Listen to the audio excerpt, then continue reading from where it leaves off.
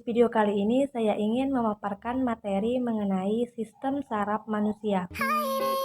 Sistem saraf manusia adalah pusat kontrol tubuh, pengaturan dan jaringan komunikasi yang mengarahkan fungsi organ dan sistem tubuh. Pusat dari semua aktivitas mental, meliputi pemikiran, pembelajaran, dan memori. Sistem saraf tersusun atas jutaan sel saraf atau neuron yang membentuk dari postulum. Neuron adalah komponen utama dalam sistem saraf. Untuk dapat menanggapi suatu rangsangan, ada 3 komponen yang harus dimiliki oleh sistem saraf diantaranya, yaitu reseptor, pengantar impuls, dan efektor.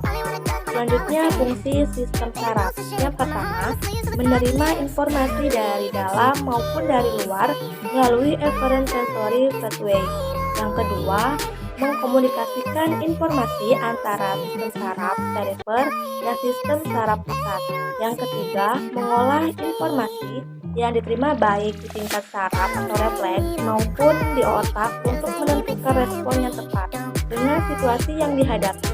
Yang keempat, menghantarkan informasi secara cepat melalui efferent pathway atau motorik ke organ-organ tubuh sebagai kontrol atau modifikasi tindakan. Jenis sel saraf berdasarkan fungsinya. Yang pertama, sel saraf sensorik atau saraf sensorial.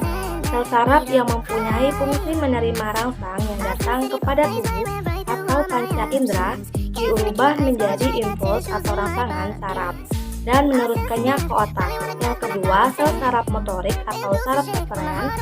Sel saraf yang mempunyai fungsi untuk membawa impuls saraf dari pusat saraf atau otak dan sumsum tulang belakang menuju otot. Yang ketiga, sel saraf penghubung atau intermediate atau asosiasi. Neuron ini menghubungkan neuron sensorik dan neuron motorik atau menyampaikan informasi ke seluruh interneuron lain. Jenis-jenis sel saraf berdasarkan strukturnya. Yang pertama, unipolar. Neuron unipolar yaitu neuron yang memiliki satu buah aksen yang bercabang. Neuron unipolar hanya memiliki satu saluran yang timbul dari badan sel. Misalnya, neuron sensorik unipolar yang terdapat pada hewan tingkat rendah. Yang kedua, bipolar. Neuron bipolar yaitu neuron yang memiliki satu aksen dan satu dendrit. Neuron bipolar memiliki 2 uluran yaitu aksen dan dendrit. Badan selnya berbentuk lonjong dan ulurannya timbul dari ujung badan sel. Contoh pada retina mata, koklea telinga, dan epithel olfactory hidung. Yang ketiga, multipolar. Neuron multipolar adalah neuron yang memiliki satu aksen dan beberapa dendrit.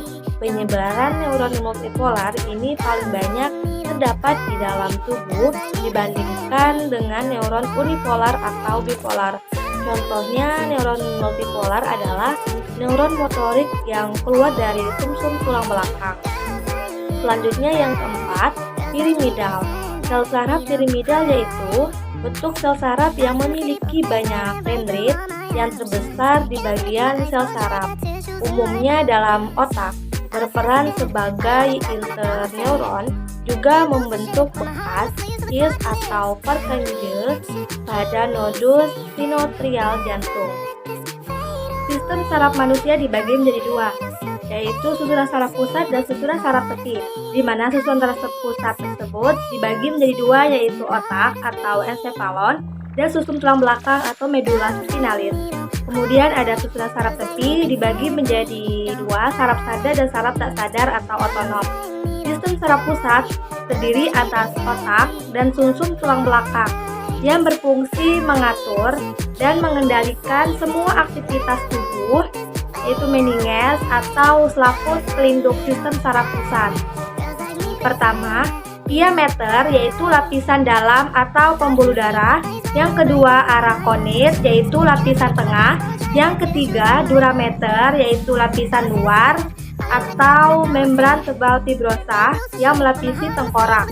Sistem saraf tepi, sistem perifer berfungsi sebagai perantara komunikasi antara sistem saraf pusat dan seluruh bagian tubuh Sistem saraf perifer berkomunikasi dengan seluruh bagian tubuh melalui saraf-saraf kepala atau cranial nervous, saraf-saraf tulang belakang atau spinal nervous. Sistem saraf tepi dibagi menjadi dua. Yang pertama, somatik. Saraf somatik dibedakan atas satu saraf kranial atau saraf otak berasal dari otak berjumlah 12 pasang. Yang kedua, saraf spinal atau saraf sumsum tulang belakang berasal dari sumsum tulang belakang berjumlah 31 pasang. Yang kedua ada autonom. Sistem saraf simpatik, sistem kerjanya pada umumnya merangsang kerja organ. Contohnya, pengendalian derajat vasokonstriksi di kulit, pengendalian kecepatan mengeluarkan keringat, pengendalian frekuensi denyut jantung, pengendalian tekanan darah, penghambatan sekresi, dan gerakan gastro sampai intestinali, meningkatkan metabolisme sel. Berdasarkan arah influx, saraf tepi terbagi menjadi yaitu sistem saraf eferen membawa impuls saraf dari reseptor menuju ke sistem saraf pusat. Sistem saraf eferen membawa impuls saraf dari sistem saraf pusat ke efektor. Bagian-bagian saraf tepi, yang pertama ada badan sel saraf, merupakan bagian yang paling besar dari sel saraf dan mengandung inti tunggal. Badan sel berfungsi untuk menerima rangsangan dari dendrit dan meneruskannya ke akson. Selanjutnya, dendrit adalah serabut sel saraf pendek yang bercabang-cabang seperti cabang-cabang pohon dan merupakan daerah reseptif. Neuron yang berfungsi untuk menerima dan menghantarkan rangsangan ke badan sel. Kemudian ada akson, disebut juga dengan neurit, yang merupakan serabut sel saraf yang panjang yang merupakan perjuluran dari sitoplasma badan sel. Di dalam neurit atau akson terdapat selaput mielin, sel cawan, nodus, dan vier. Kemudian ada selubung mielin adalah zat lipoprotein yang membentuk selubung multilayer di sekitar akson yang membantu dalam kecepatan konduksi influx listrik yang melewati sel saraf.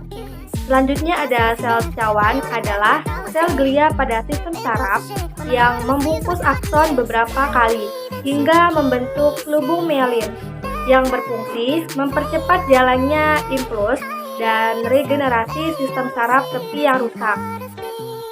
Selanjutnya pada nodes of Ranvier adalah bagian akson yang tidak diselubungi oleh mielin yang berfungsi untuk mempercepat impuls. Kemudian sinapsis adalah pertemuan antara ujung neurit atau akson di sel saraf satu dan ujung dendrit di sel saraf lainnya.